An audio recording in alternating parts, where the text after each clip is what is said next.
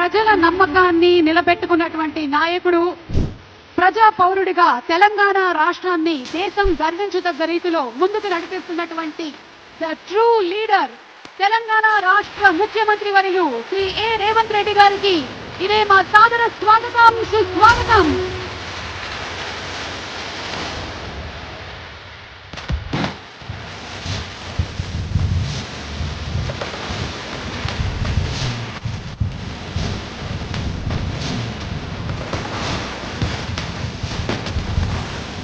పద్నాలుగేళ్ల తర్వాత ఇంత అంగరంగ వైభవంగా తెలంగాణ ప్రభుత్వం, ముఖ్యంగా గౌరవనీయ ముఖ్యమంత్రి వర్యులు శ్రీ రేవంత్ రెడ్డి గారి సారథ్యంలో ఈ కార్యక్రమం అంతా జరుపుకోవడం ఎంతో సంతోషాన్ని కలిగిస్తూ,